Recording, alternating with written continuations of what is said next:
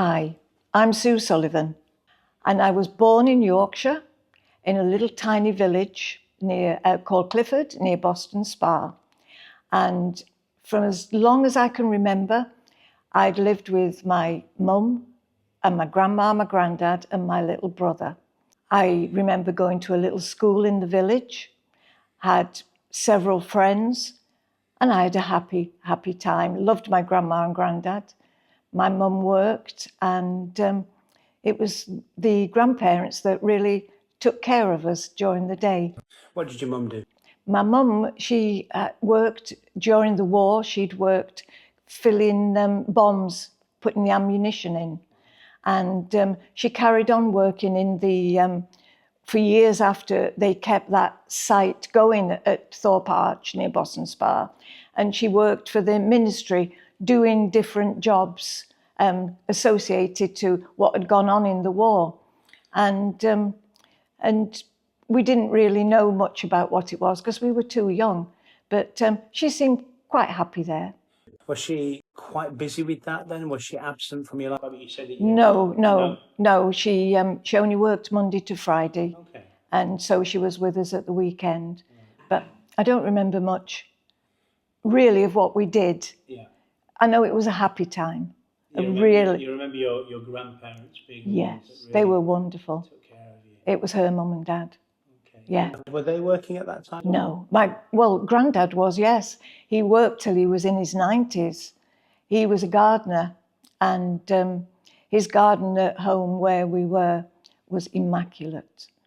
You know, rows of onions, cabbages, Brussels, and he used to feed the whole street. Wow. Would you say you've picked up on that green finger? Yes, Yeah. I love my gardening, love growing, love to see things grow. She had a happy childhood up until what, the age of 5? Just before I was 5. From what you can remember, what happened from the age of 5? I suddenly remembered that a row started to be happening in the house between my mum and my grandparents. And apparently, my father, who had never been spoke about and never seen him, he suddenly turned up apparently, and my mum must have started going to see him. And my grandparents were totally against it. They didn't like him.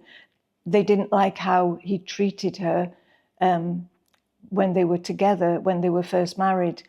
And because she had to be taken away from the house by the police. I was just a small baby, and she was just pregnant with my brother. Didn't even know she was having him at the time. So my grandparents really did not want her to have anything to do with him. He was a violent man. You remember your dad being in your life at a very young age? Only the very first day when she first met him back again, and she was taking me to school, holding my hand, and at the top of the street, it was up a hill, I'll never forget, there was this man, well-dressed man, stood, and she said, "That's your daddy." And I looked at him, I didn't know him, he was just a stranger. And he put his arms around me, and I can remember pulling away and crying, and because I didn't know him, I didn't know he was a stranger. And unfortunately, within a week, she took me and my brother and went back to live with him. He was an engineer and very well educated, very well dressed, very well spoken. And the first contract he had when we moved was at Liverpool at Huyton, and the firm always provided him with a lovely home. And we moved, after the first week, we moved to Liverpool. Almost 5 years of your life, you'd not had any contact. I didn't even know he existed. He was never spoke about. So she'd married him, but then they quickly separated. Yeah, the police took her away from him. You remember being reintroduced to him. Yes. All of a sudden, your mother was back with him. Yeah. You know, and your grandparents obviously didn't approve of that, but she took you and your younger brother to join him in Liverpool. Because she thought she was doing the best thing, that, you know, she could provide for us better. How old were you about? I was just 5, coming up for 5. Really, I think it was round about my 5th birthday. What started to go wrong? It would be probably 2 nights later, my brother and I, at that stage, we shared a bedroom. We had a little single bed each. And I was woken up in the middle of the night. I could hear my mum screaming and rushed into the bedroom, and there was like a fireplace in the bedroom where they were, and all her clothes were burning, and he was trying to strangle her. And I can remember trying to get between them, shouting at him to leave her alone. And the next thing I knew was a fist. And I was more or less knocked senseless. And when I came to, I was in bed, and it was next morning. Wow. So that was about 2 nights afterwards. So literally you'd moved to Liverpool, and within a couple of nights you'd seen, for the first time, you'd seen this abuse of your father towards your mother. And obviously you yourself had been hit as well. So just quickly, just tell me then, that next day, what did that, can you remember what that felt like? What was anything spoke about? Was anything talked about? Was it just ignored? It was totally ignored. And I didn't know what was happening. I was too young I was frightened, really frightened of him, because I thought, if he kills her, then what's going to happen to me and my brother? Really frightened. Okay. And how long did that situation kind of last for? That was for the rest of the time they were together. Okay. But that following Saturday, my mum took my brother into the town to shop, and I was left. I was busy playing. I loved my dolls. I really loved my dolls. And I was playing, and I remember going into the bathroom to go to the toilet, and he followed me in, and he locked the door, and that was when the sexual abuse started. Oh, no. And afterwards he said to me, and I would never forget, he said, if you ever tell your mum what's happened today, I will kill her. I will kill her. And I thought, yes, he will. And then what will happen to me and my brother? So I kept quiet and daren't say anything, just absolutely controlled by fear. Didn't know what had happened to me. Pain, everything. My head was, I remember even as a little tot, praying, believing that there was a God, but not knowing how to reach him. And as the abuse got worse, I used to pray, please help me, thinking that he'd never helped me. But it wasn't until years later I realised that he got me through it. I was able to cope. Okay. How long did this abuse last? Till I was 14. Wow. So 9 years of abuse. Yes.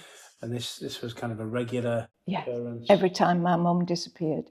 A couple of times she'd go back to Grandma's and take my brother with her for a bit of rest. And she used to ask me if I wanted to go, but I was at school.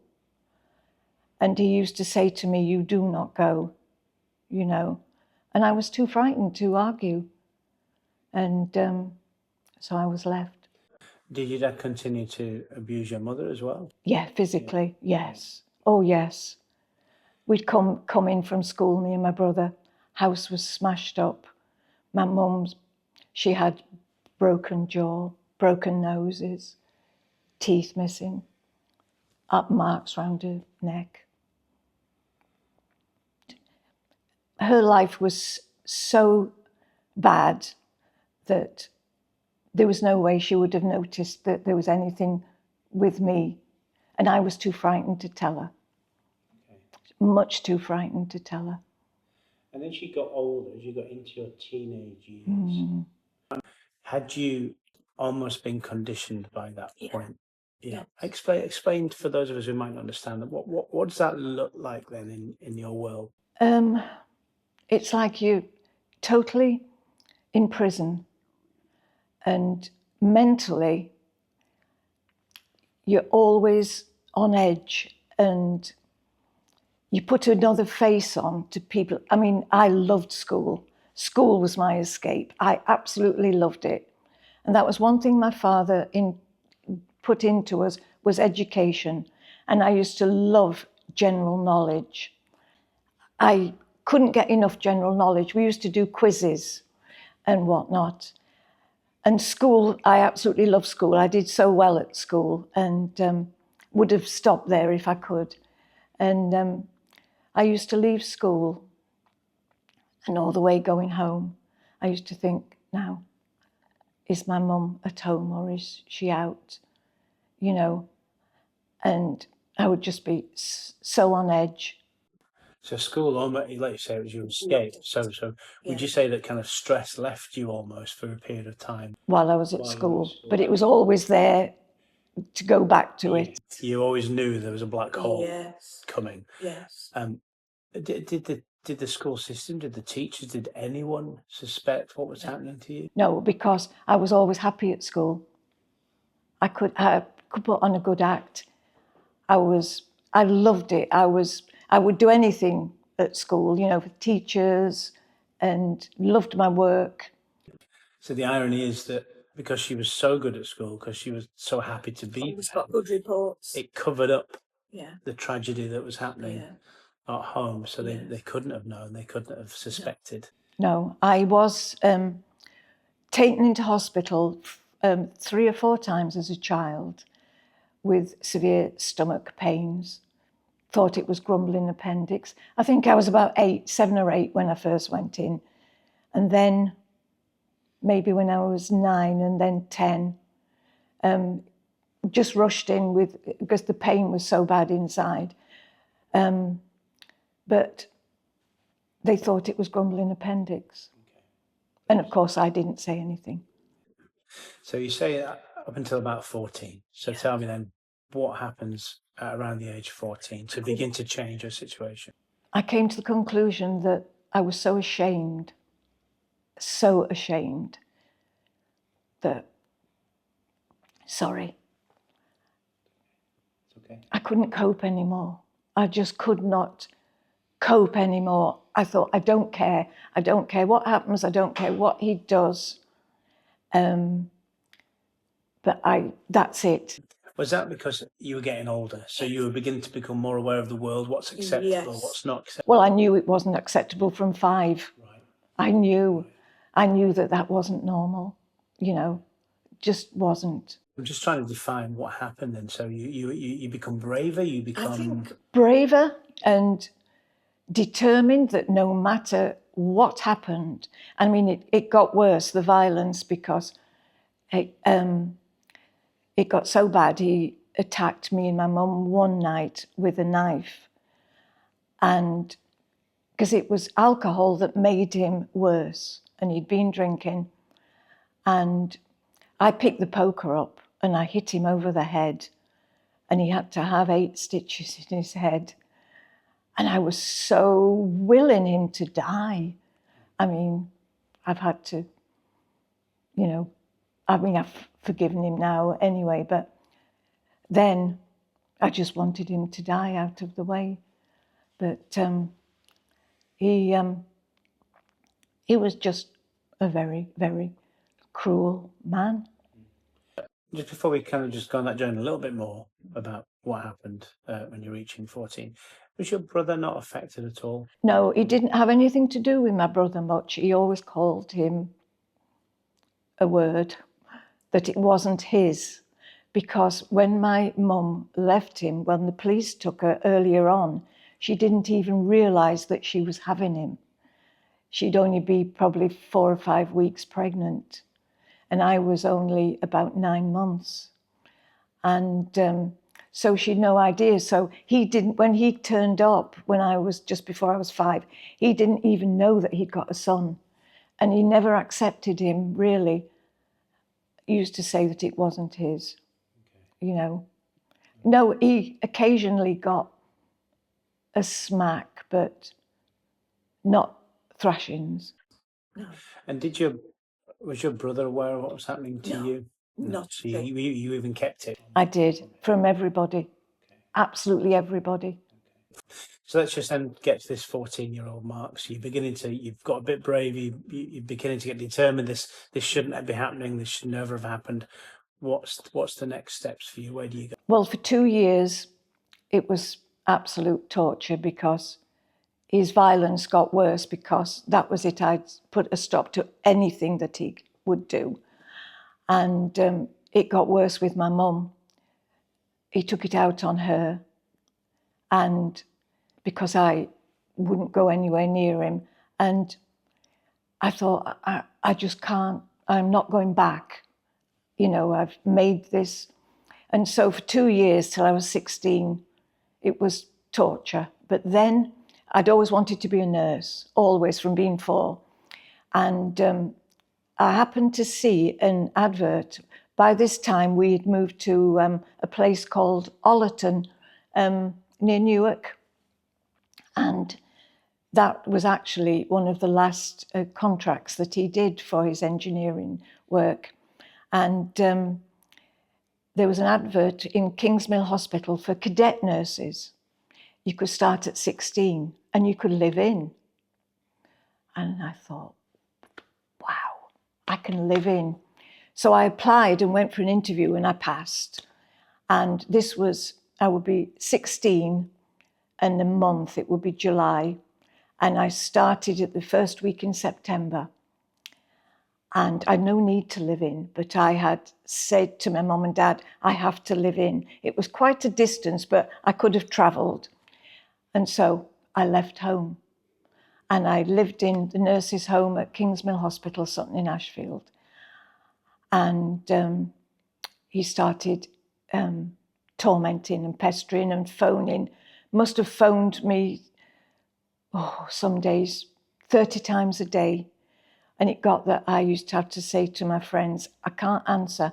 I mean, they did question why he was like he was. I never said anything, even to one of the best friends that I made there, called Francis.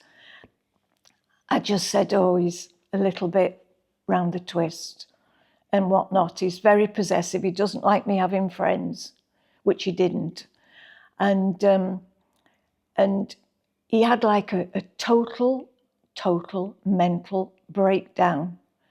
And he gave up. Well, he didn't give up work. He went on the sick. And I hardly went home to visit my mum. And when I did, I always made sure she was there.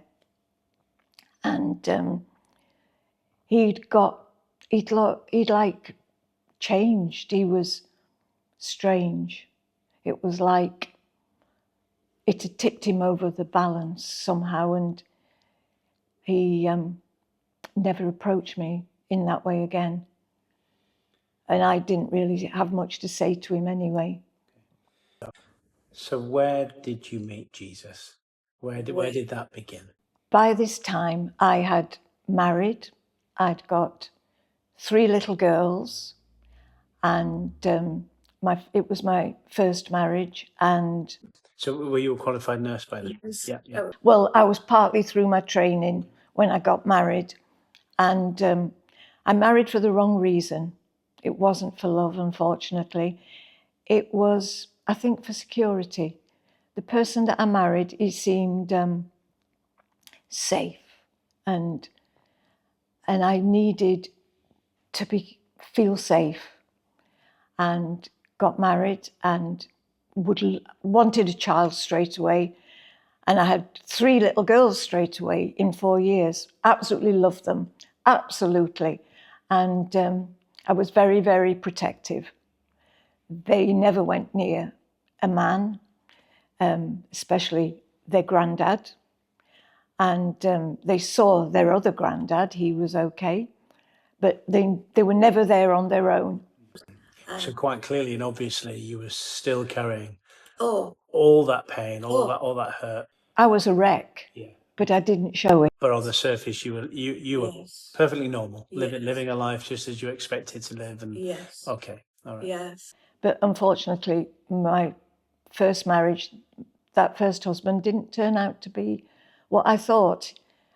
When I was probably 7 months pregnant with Claire, he gave me a good beating and I almost lost her.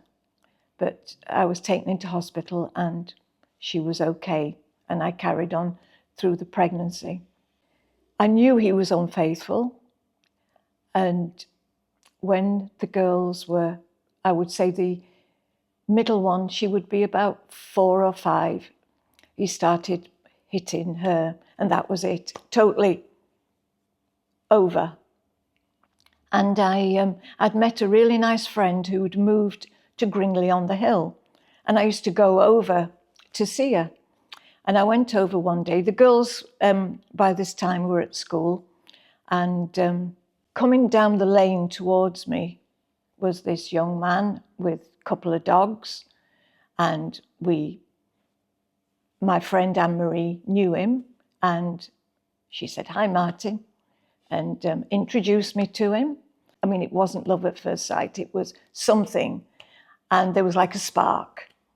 And I thought no more about it. Well, I continued to visit, and I met him a couple of times on the lane with his dogs, and I was staying over with the girls at my friend's, and he asked me out.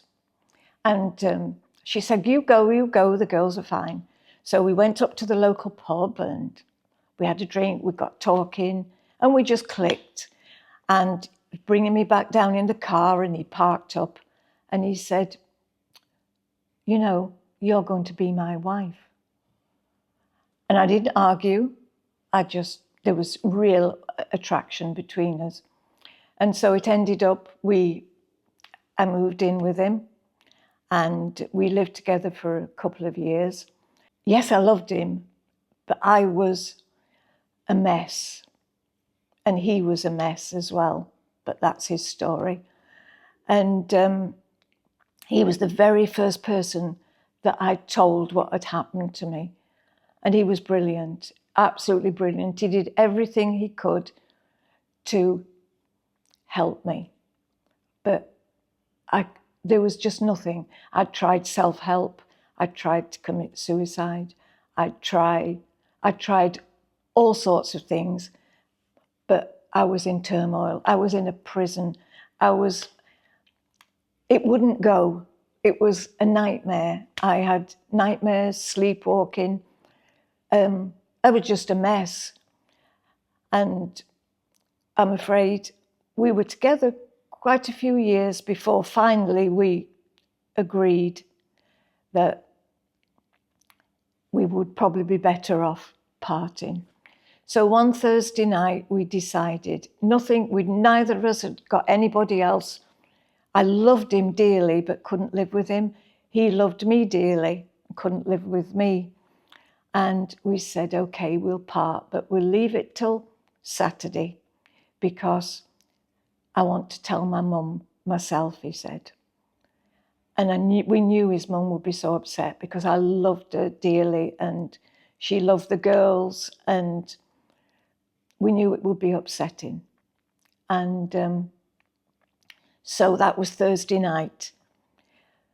So he went in another bedroom and I had the first good night's sleep, I think, for a long time. I'd got like a peace. It was weird. And then the next morning, Friday morning, girls had all gone off to school and whatnot. And he had a phone call from his brother. Now, his brother had been a Christian for a couple of years, but every time he tried to tell Martin anything, Martin used to tell him to get lost, or worse than that. He'd give us little leaflets and he'd put them straight on the fire. But I believed, but it was just belief. I knew there was a God, but that was it. And that next morning, phone went, and it was Richard, his brother. And he said, I could hear him saying something, but didn't take much notice. And he came off the phone and he said, we're going to a dinner tonight. I said, I'm not going. He said, yes, you are. He said, we'll be partying tomorrow. We're going to honour this. Richard's paid for the meal, so we're going. So I thought, well, keep the peace. Don't want another row. Keep the peace. So I decided I'd go.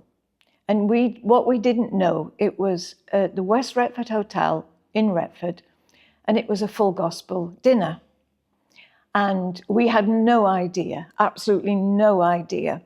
And so Richard came to pick us up because he knew that if Martin had got an inkling of what was going on, that he wouldn't go. So Richard had said I'll come and pick you two up, don't worry. So Richard came, picked us up, took us to this dinner, and we sat down, and I sat down opposite a lovely lady, and she was a nurse. So we got on absolutely fine talking. Martin was talking to her husband, he was a builder. And then they started singing these songs. And all the time, I'm expecting Martin to get up and walk out. But he didn't. And this man, it was Alan Pimlott from Norfolk. He was a farmer, and he'd got a squeeze box, and people were singing. And as we were singing, there were songs that I'd never sang before, and they were lovely. They weren't all fuddy-duddy hymns like I thought, but they were really nice. And then he started to talk, and he was on about how he knew Jesus, and how that Jesus was our helper, and that there was nothing that Jesus couldn't do, and that if we wanted to get to heaven, that just going to church didn't make us go to heaven. And I'm thinking to myself, who does he think he is? I know I'm going to heaven. I've had a bad life. I deserve to go to heaven. And he started carrying on about how Jesus can heal hurts. And that was like an arrow pierced me. So I listening a bit more. And he said, you know, Jesus doesn't just get you into heaven, but he can heal everything that you've ever gone through. And he started to speak on things. I thought, he knows. He knows everything what happened to me. And he said, Jesus died for you. He went on the cross for you. And it was, I thought, why would he go on the cross for me? I am so ashamed. He couldn't go on the cross for me. And I got my eyes closed. And then it was like Jesus himself appeared. My eyes were closed, and I could see him, and I could see his head. I could see his arms outstretched on that cross, and he came closer. I saw blood running down him. I saw tears, and I saw mud on his face. And I knew in that instant that he had died for me. And he said, if there's anybody here tonight who wants to accept Jesus into their life, then come forward. Well, I couldn't get up quick enough. And by this time, I was quite ill physically. I'd had very bad rheumatoid arthritis on my hands and feet, and I'd got a dreadful lump on my spine. So I started to make my way to the front, and a tap on the shoulder, and it was Martin. And I thought, oh no, he's going to stop me going. And I said, yes, what do you want? He said, nothing. I said, well, are you coming to the front? He went, yes. I went, you? He went, yes. And I thought, better shut up, Sue, better shut up. So we carried on to the front, and this man came up to us and he said, are you man and wife? And we said, yes. He said, right, take hands. He had no idea that we were parting. We held hands, and he prayed over us. And he said, you know, God is going to use you to lead people to himself. Well, we hadn't a clue what he was talking about.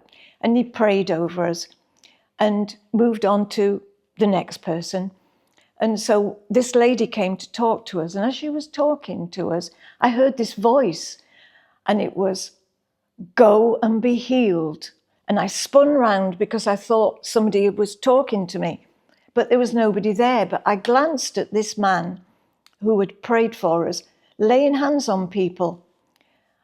And I just looked at Martin and I said, "Martin, I've got to go and be healed."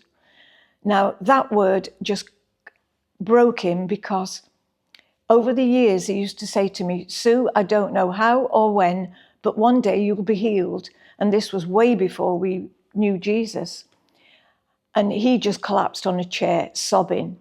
And I went to the queue. I jumped the queue.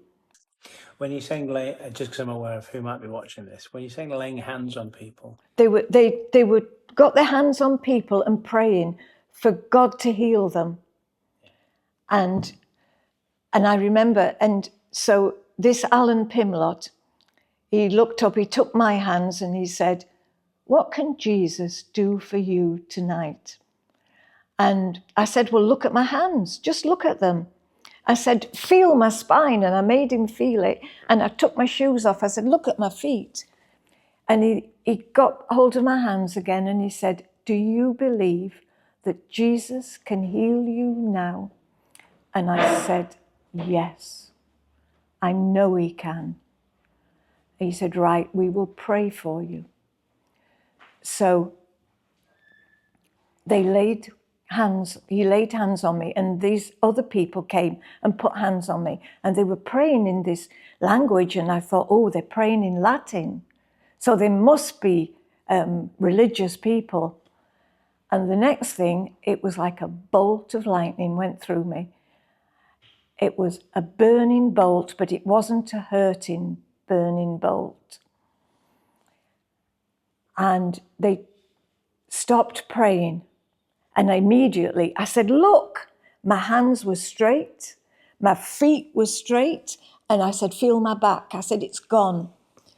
Well, the place erupted and it was absolutely amazing. And what about up here? Up there? In your mind? That was still there. Yeah. That was still there. It was like I had inside my body, if you understand, a massive boil that was raw, open, and absolutely hurting. Yeah. Absolutely hurting. So take us on a little bit now from, you had this wonderful night of healing. Yes. Where Jesus had physically healed you. Yes. Healed our marriage. Yeah. That was forgotten. We never spoke about parting. Okay. It was like we left that place new people. Yeah. Totally. And so then what was the process of setting you free from your kind of, your mental prison, as it were? That over the next 3 or 4 weeks, we immediately joined a church, because there was this little man in our village who took us to church. He said, "You need to go to church." And so we went to church for 3 or 4 weeks. And I remember I'd started to read the Bible, and I was still in torment about my past. And in church on this particular day, they'd been talking about forgiveness, how we had to forgive people. And I was so mad. I got home and I said, "Martin, how can I ever forgive my father? I hate him. I mean, by this time he died." I said, "I hate him. I hate him." And he said, "Sue, just read what it says and listen to what was said in church. If you do not forgive, then your Father in heaven will not forgive you." And I remember I got my Bible and I threw it at the wall. And I remember Martin just smiling, and he says, "I'll leave you with God." And I couldn't stop thinking about those words. If you do not forgive, then your Father in heaven will not forgive you.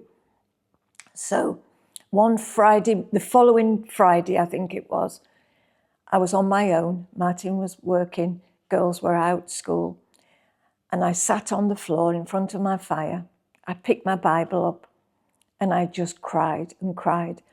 And I said, Lord, I don't know how to forgive him, but today I choose to forgive him. I don't know how, but you're going to have to show me. And I just felt inside knowing that he would. It was all was well. And it was then gradually, day by day, it was like the boil in me burst. Out it came. And it was just like I'd got warm oil poured inside me, healing oil, if you understand. And it was a matter of maybe up to 6 or 7 weeks, totally healed of it. So using that analogy that you said of this boil that burst, now when things burst, nasty, horrible things come out. So would you say that your weeks, from that moment, things come out, things come to the surface, and you begin to deal with them? Yes. Yeah. Would that be right? Yes. And it was this like healing oil. Oh, it felt good. Felt good. So that poison replaced with something, something good. Yes. And so would you say today, as you sit here now, could you honestly say with the whole of your heart that you were completely set free from all that pain and abuse and bitterness because of that first moment of accepting Jesus, where he healed your body and then subsequently healed your mind? Yeah. Absolutely, totally. I was totally set free. Totally set free. And you're still that way today? Absolutely. Really am. I can't explain how I feel. I'm so light. But he's inside. The Holy Spirit is there. I'm just loved. Shame went. But the key of unlocking all that was Jesus. Was Jesus, but forgiving. Forgiveness. Jesus' message of forgiveness. Yes. Oh, yeah. Because without forgiveness, you're locked up. So let's just finish now. Just what would you say to somebody who's maybe been in a similar position to you? They're searching, they're seeking, they have a belief, but they don't know what, like similar to what you did. What would you say to them right now? What would your message be to them? Just try Jesus. What does that mean? What does that mean, though? What does that mean? Ask him into your life to help you, to set you free, so that you're not a victim anymore. You're a victor. You're a child of God. You've got somebody on your side who wants you to be free, who doesn't want you bound up with the past, wants you to know what it's like to feel free, and free indeed. And I feel free indeed. And it's by inviting him into your life, asking, to forgive you of everything that you've done wrong, to accept him as your Lord and Saviour, to help you, to guide you, to strengthen you, to talk to you, to give you a future. Because now I have a future. I have peace, freedom, and a future, and I'm a child of God. I just want you to know there is an answer for you too. Don't hesitate, just ask him into your life. Just give it a try. If you're hesitating and don't quite believe, just give it a try, because you're not losing anything, but you're gaining a lot.